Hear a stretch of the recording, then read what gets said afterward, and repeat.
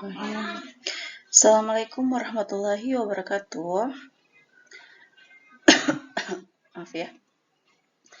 Baiklah, mengulang materi pertemuan yang lalu karena banyak yang komplain tidak ada suara di materi yang lalu, maka saya ulang. Mudah-mudahan ini suaranya sudah terdengar dan tidak kecil lagi. Karena yang minggu lalu itu saya juga memasukkan suara atau merekam suara, tapi ternyata suaranya terlalu kecil dan ada yang tidak mendengar sama sekali juga. Jadi kita ulang ya, karena penjelasan di materi ini sangat penting untuk tugas kedepannya.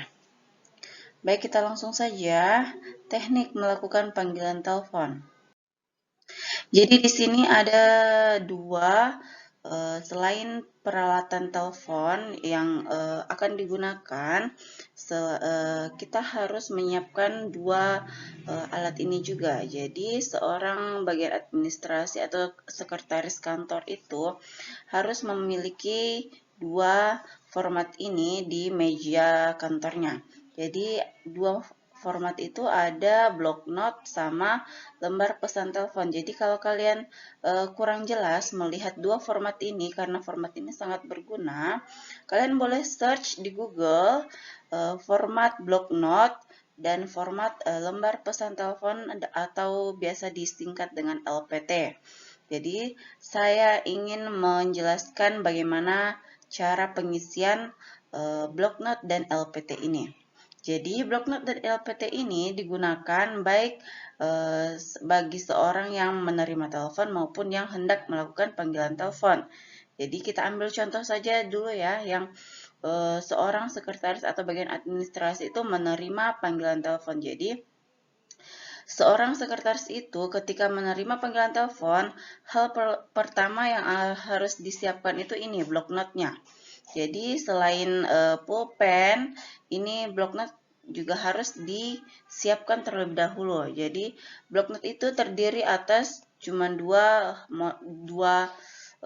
tabel ini. Jadi ada block note, tulisannya ada tanggal di sebelahnya lagi. Jadi apa isinya? Jadi semua percakapan atau informasi si penelpon harus kalian catat di block note ini. Misalnya identitas si penelpon, namanya siapa, dari perusahaan apa, nomor telepon yang dapat dihubungi kembali, nomor telepon pribadi atau kantor, terserah. Jadi kalian harus menanyakan informasi atau identitas si penelpon itu terlebih dahulu. Terus untuk siapa dia menelpon, siapa yang dia cari di kantor kita. Apakah Anda sendiri sebagai sekretaris atau pimpinan kalian atau yang lainnya. Jadi tanyakan terlebih dahulu untuk siapa dia menelpon, beliau menelpon. Terus setelah itu kalian catat tanggal dan waktunya juga, jangan lupa. Terus catat juga pesannya apa, misalnya ingin mengadakan rapat atau mengundang untuk menghadiri sebuah acara seminar, bisa. Terus yang lain-lain bisa isi pesannya terserah dari si penelpon itu. Jadi kalian harus mencatat juga di dalam block note itu. Terus ada keterangannya atau ada pesan. Biasanya keterangan itu berupa si penelpon minta ditelepon kembali atau beliau sendiri yang ingin menelpon kembali nantinya. Itu ada keterangan. Kalian harus mencatat juga itu keterangannya di dalam block note. Setelah semua informasi yang kalian dapat itu sudah kalian catat di block note, jadi ini merupakan kata lain dari block note itu tulisan kotornya. Jadi jadi pas kalian menerima, tangan kalian juga mencatat di block note ini. Setelah informasinya semua itu sudah ada semua di block note, maksud saya, dan si penelpon juga menutup teleponnya. Jadi kalian menyalin pesan semua identitas dan pesan dari si penelpon itu ke lembar pesan telepon. Jadi ini merupakan salinan dari block note itu sendiri. Jadi bentuk rapi dari block note. Kalau di block note tadi itu bentuk acak-acakannya karena tulisan tangan. kalian salin di lembar pesan telepon. Jadi bisa dilihat di lembar pesan telepon itu ada untuk. Jadi untuk itu nama si penelponnya bukan maksudnya. Untuk itu keterangan yang dituliskan untuk siapa atau siapa yang dicari si penelpon itu, misalnya atasan kalian namanya siapa, misalnya Bapak Suwardi, dari departemen apa, pimpinan, tanggal berapa, tanggal berapa menelpon dan waktunya berapa, jam berapa. Terus identitas, lanjut di kolom kedua, di situ ada dari, jadi identitas si penelpon namanya siapa. Terus dari perusahaan apa, nomor telepon yang dapat dihubungi berapa. Terus di bawahnya ada isi pesan. Jadi kalian mencatat di situ isi pesan yang ingin disampaikan kepada si yang dicari oleh si penelponnya. Terus yang di bawah ada keterangan, bisa kalian checklist salah satunya saja, bisa minta ditelepon kembali atau akan telepon kembali, kalian checklist salah satunya saja. Terus yang paling bawah, di situ kalian tulis nama kalian yang diterima oleh, kan yang terima itu kalian, jadi tulis nama kalian di bawahnya berupa dan bubuhkan tanda tangan juga. Oke, kalau ada yang ingin bertanya bisa lewat grup WA mengenai pengisian Bloknot dan LPT ini. Baik, kita lanjut lagi. Langkah-langkah melakukan panggilan telepon keluar. Jadi di sini ada bagannya di samping kanan. Jadi kalian bisa lihat di situ bagan ini. Jadi yang pertama, sebelum melakukan panggilan telepon keluar, siapkan terlebih dahulu alat tulis dan bloknotnya.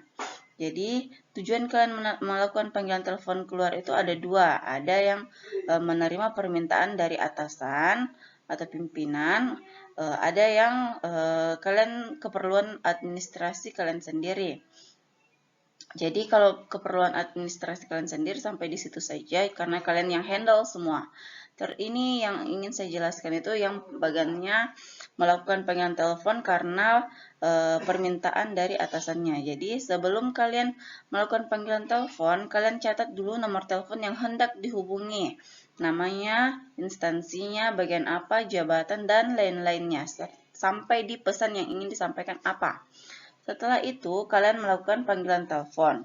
Nah, kalian sebelum melakukan panggilan telepon itu, kalian harus memastikan atau mengecek terlebih dahulu apakah atasan kalian ingin berbicara langsung kepada orang yang ingin kalian telepon atau hanya sekadar memberikan pesan agar kalian menyampaikan ke orang yang dituju.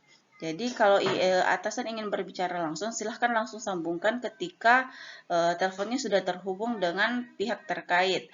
Tapi kalau atasan meminta kalian menyampaikan pesan, ya sampaikan pesannya sesuai dengan arahan dari atasan kalian. Tidak ditambahi, maupun dikurangi sedikit pun. Setelah selesai melakukan panggilan, kalian laporkan kepada atasan kalian sendiri. Lanjut ya. Kita lanjut di langkah-langkah melakukan panggilan telepon masuk. Jadi di langkah-langkah melakukan panggilan telepon masuk, kalian lihat bagiannya. Jadi yang paling awal itu pasti ada deringan telepon panggilan masuk. Jadi usahakan jangan melebihi 3 kali dering baru kalian angkat. Usahakan saja 2 kali dering, jangan 1 juga karena itu pasti kecepatan sekali. Jadi minimal 2 lah, 2 kali dering kalian sudah angkat, jangan sampai 3 kali dering. Setelah itu kalian mengangkat telepon. Panggilan telepon itu pasti ada 2 kemungkinannya, panggilan untuk atasan kalian atau untuk kalian sendiri. Jadi kalau untuk kalian sendiri sama dengan tadi melakukan panggilan telepon keluar, kalian yang handle sendiri. Jadi tapi kalau si penelpon mencari atasan kalian, kalian terlebih dahulu harus menanyakan identitasnya terlebih dahulu dari siapa namanya. Jadi semua identitas ini harus kalian catat semua di dalam bloknotnya kalian. Jadi tanyakan identitasnya semua apa, terus tujuan menelponnya apa, semuanya. Terus nanti pas saat dia menanyakan ingin berbicara ke pimpinan kalian, kalian harus mengecek juga, harus pandai-pandai melihat situasi dan kondisi, apakah atasan kalian ada atau tidak ada. Jadi kalau atasan ada, kalian lihat kondisinya juga apakah beliau siap menerima telepon atau tidak. Jadi ada dua kemungkinan lagi. Jadi kalau atasan kalian sedang melakukan kegiatan atau sedang makan atau rapat, berarti beliau tidak bisa menerima panggilan telepon. Jadi kalau atasan atau pimpinan kalian senggang, tidak ada di kerja, jadi kalian bisa menyambungkannya langsung ke atasannya biar penelponnya berbicara sendiri. Jadi ini yang saya mau jelaskan itu kalau atasannya tidak bersedia menerima panggilan telepon dengan atasannya tidak ada. Jadi kalian bisa tawarkan pesan. Jadi apakah ada pesan yang ingin disampaikan kepada atasannya kalian. Jadi kalian harus tanyakan itu. Kalau penelponnya ingin menyampaikan pesan, ya jadi kalian harus mencatat pesannya apa di blok notnya kalian. Secara detail keterangannya apa, misalnya minta ditelepon kembali atau apapun itu. Setelah itu sampaikan terima kasih ke penelponnya. Setelah kalian menerima telepon, salin semua identitas dan hal-hal penting lainnya ke dalam LPT. Setelah kalian mencatatnya, kalian laporkan kepada pimpinan kalian. That's it, sampai di situ. Terus lanjut, ini ada contoh percakapan telepon dalam bahasa Indonesia. Jadi berhubungan dengan tugas kalian yang minggu lalu, saya suruh untuk membuat dialog atau percakapan yang terjadi di dalam kantor. Percakapan telepon ya. Jadi ini ada contohnya. Jadi yang pertama itu kalian harus mengucapkan salam terlebih dahulu. Terus ada pengenalan diri masing-masing orang. Terus setelah itu tujuan menelponnya apa, misalnya mencari siapa.